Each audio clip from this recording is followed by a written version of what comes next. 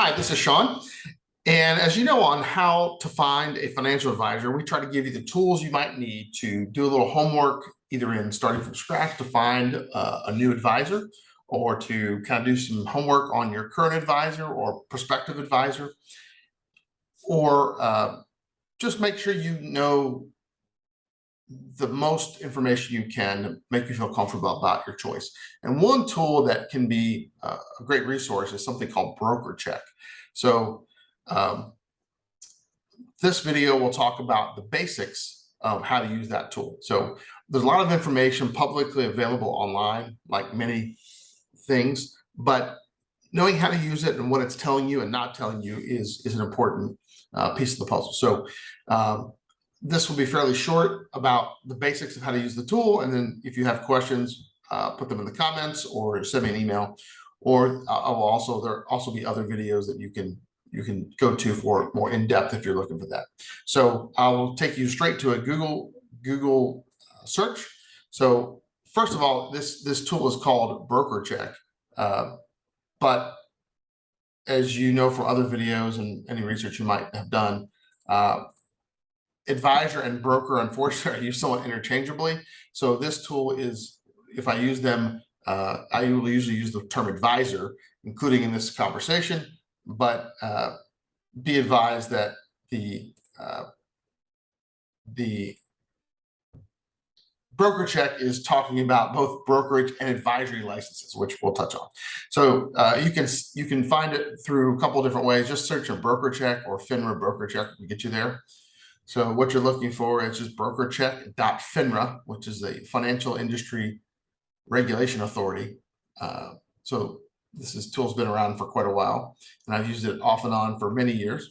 So you see I've already got my name sort of pre-populated here. So I'm going to use my personal information here, not because you need to know a lot about me, but because I'm obviously not too worried about that, the privacy of that info that's on here. And I'm intimately familiar with my details, and I can give you some things that might look funny at first glance that, if you don't know the industry or the history of certain things, it would be hard to know why they exist. So the first thing is, even though my name is not extremely common, still had 77 results just plugging in my name.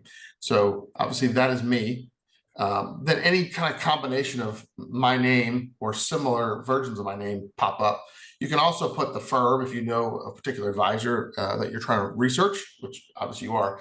The more detailed, the better if they have a more common name. So if you put in my licenses, some of them are held by LPL Financial right now. So that would narrow it down quite a bit. And you can also do former firms. So this is a firm I worked with years ago. So that you can narrow it down quite a bit. But we'll go, if you're trying to find the right person, make sure you have the right person. And you can do that by the firms they've worked for now, they work for at the moment, or previous firms. So we'll click on, it's just interesting that there's that many results with not the rarest name, but not the most common either. So we'll hit more details. So there's two ways you can use this. One is this summary here. And then the second way is through going to a more detailed report. Most of the information that you need is going to be found just on the online version. And then you can click on this detailed report if you want to dig in. And I'll show you a couple of things that do not show up on this main online version that you would, or the listing versus the detailed report. So this just shows where my office is located. These two terms here, broker, regulated by FINRA, and investment advisor, which is regulated by the Securities and Exchange Commission, or the SEC. There are different licenses. I'm not going to get into the details of what that means. A lot of advisors that you might go work for are going to have both of those licenses, or have had one at one time or another. There is a more and more common path into the profession that does not involve getting a brokerage license. So there's nothing wrong with not having either. Most advisors that I would probably want to steer people to would have the investment advisor licenses. In other words, if they only had one, I tend to, for various reasons, would want to tilt towards someone that only has this IA, investment advisor, but a lot of them are going to have both, and there's nothing wrong with that. So this shows the firm, how long someone's been licensed. Again, there's various ways they get various roles and responsibilities they might have having those licenses. So not all experiences are created equal, but so I've been doing this, been licensed for just over 20 years, and you'll see with the specific dates here in a minute. No disclosures, which again, that may or may not be a big deal. Some people will have one, and it could be something silly, which I'll probably cover in other videos, how to determine that, and we'll see where to look for that at least. If someone has 7 disclosure and there's lots of customer complaints, client complaints, you'll be able to tell that from this report. Luckily, I've been in good situations and had great clients to work with, so try to be pretty straightforward. So many advisors won't have any disclosures. That's a good sign, but it's not. It doesn't make me a hero by any stretch. There's plenty of advisors that have no disclosures items. 6 firms. I'll touch on that in a second. Really, it's only been 3, but that's an example of how to interpret this data is kind of important. Then 7 different licensing exams, and I have a lot of state license, which is neither here nor there. So this shows a timeline of this is a little busy to me, so I'll go down here and show you the history. So these are the firms that I've had licenses with or do now. So I'm sorry, these are the ones that I have now. So I have part ownership in this Advisor Resource Council, which is the investment advisory firm. So one place holds my advisory licenses, and one place, this very large business company holds my brokerage licenses. Now, because it's me and because I'm knowledgeable on this, so I know this company, you don't have an employee relationship. So that would help tell me if I couldn't tell from a website or other conversations. If you're an employee, that's not really going to show up here. In fact, the language makes it sound like you're an employee, even if you're completely independent. But because of the way these licenses are determined, in this case, they do hold a license. So they have some compliance oversight responsibility. So they've had that license for quite a while.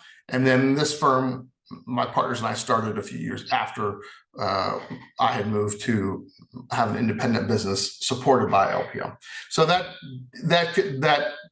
can tell you something, but unless you know a lot about the profession or the industry, it's hard to know what it means, but you get the idea there. So then the previous companies that have held licenses. So this is particularly confusing because LPL also held my advisory licenses until we started our own advisory firm. Again, we still hold our accounts with LPL. So again, that's the nuance, so that can be somewhat confusing. If you have questions about a specific person that you're researching and trying to make sense of it, email me or call me. I'm happy to try to answer questions as I can. But one thing that's interesting here is I've been with LPL since 2009. Well, for the 4 years before that, I was affiliated with Morgan Stanley, a very large firm that a lot of people know that name. But so those 4 years, you see 1, 2, 3, 4, 5, 6 entries here for my time at Morgan Stanley. There's 2 main reasons. One, Morgan Stanley had 2 different basically entities that both held investment licenses, and they combined those in 2007. So I got there in 2005. In 2007, they combined them. So they switched my license from, again, we had the brokerage and advisory side as well. So they switched it from this identification number to this one. So nothing changed in my life except the legal disclaimer stuff. And then shortly after that, so that was 2007. Then 2009, Morgan Stanley basically bought Smith Barney. So Smith Barney was an investment advisory brokerage operation owned by Citigroup at the time. In the height of the financial crisis, Citigroup had some trouble. So Morgan Stanley did as well, but less than Citigroup because Citigroup was more of a traditional bank and exposed to that crisis. Morgan Stanley was an investment bank, also exposed, but was in a little better position and focused on the wealth management, financial advisor space. So anyways, they bought Smith Barney. So long story short, these 6 entries are 4 years at one place. So that gives you an example of determining what this tells you can be limited unless you have that kind of background about the individual or the firms involved.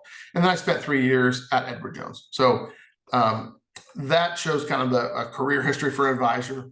And then you can also see when someone passed certain licenses. So if you look back here, the earliest licenses for me were when I very first started in the profession in 2002. I took these 2 licensing tests 2 days apart.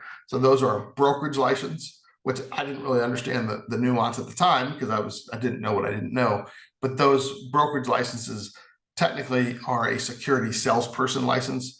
A lot of people that end up essentially giving advice, but from a legal standpoint, it's not advice. You're getting paid for transactions, but again, that's for another video. Then this investment advisory license I took in 2006. So that was my first entree into the advisory licensing, and that was when I was at Morgan Stanley. So then I have a couple supervisory licenses that I got in my time at Morgan Stanley because they had no one else to be in charge of a small office. They had needed someone to sign off on things, and I think I was tagged as it because I was the youngest one there who the other advisors wanted to spend time on their practice and not doing supervisory tests and stuff. So then a couple other smaller or less important, to me at least, exams, but you can see, you know, the different licenses that people want to have. Not critical, but there's usually, you know, a story behind that. If there's a big gap, or, you know, you can, for each specific case, it might or may not tell you anything useful in your search and research. The licenses, this just in the brokerage world, you have to have a separate state license for each place you have a client or a customer.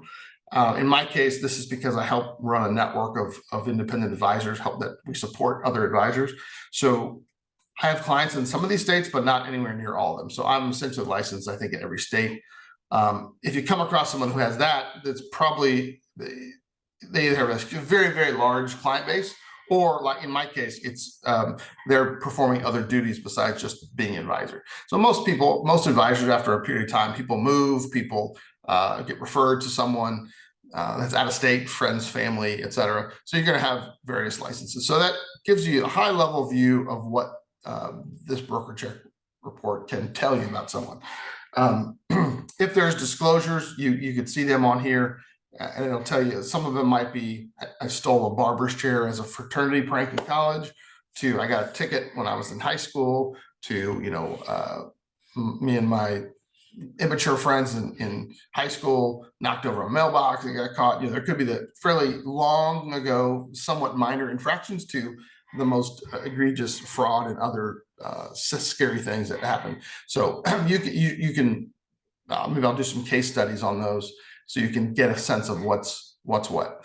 The one thing on here that you don't get into, you don't see the details. You click on this detailed report, and a lot of the same information will come up.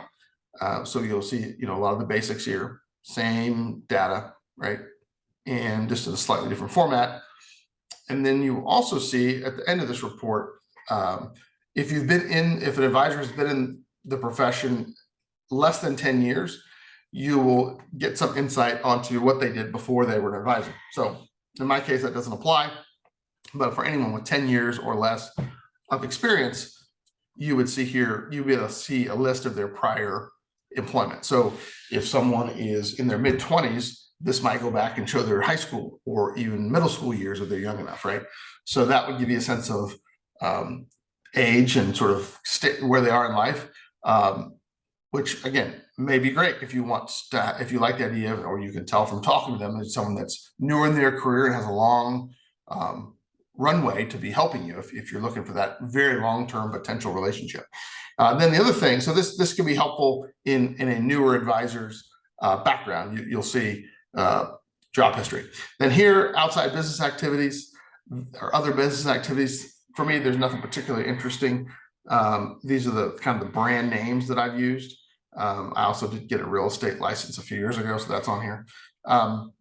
So this might tell you if someone's involved in charitable activities, or they're on boards of things. They have another business doing something else. This is required because the firms that hold our licenses want to know if we're involved in anything else, so that they can be aware of any potential conflict of interest. So that could be useful. At least give you a little background. A lot of advisors, there'll be nothing there. So hopefully that gives you a high level sense of what broker check can do, what information that might show. Again, I have other case studies that you should be able to find on the channel, or will be produced if they're not there yet. So let me know if you have any questions, or if I could be of help as I'm recording this, I'm willing to do sort of a one-on-one review, give you some feedback as I'm sort of building the market research to see what people might be interested as they try to figure out what they want to know about a potential advisor and to feel comfortable. My goal is not to bring in new clients. As I do research of other videos and resources on how to find an advisor, it's natural that a lot of those that content is going to be focused on highlighting what might be good about that particular advisor. For example, if someone says you should probably find a CFP and with certified financial planner designation, most people that recommend that are going to have that designation. And it could be that they got the designation because they believe in it, but there's a slight little conflict of interest if I make the list of how to find a financial advisor and I give you 22 items and lo and behold, I fit all 22. So my intent is not to really bring in new clients. My intent is to talk shop. I love talking about the profession. There's a lot of great advisors out there. And I know from my experience in other domains in life, it's very, very difficult sometimes to find the right professional and know what I should care about, what I should not care about in terms of what they do and don't do, and how to ask the right questions. So I'm happy to help in any way I can. So you can call me at 469-893-0067 or email me at kernan@hay.com or just comment on the video. Thanks a lot, and we'll see you next time.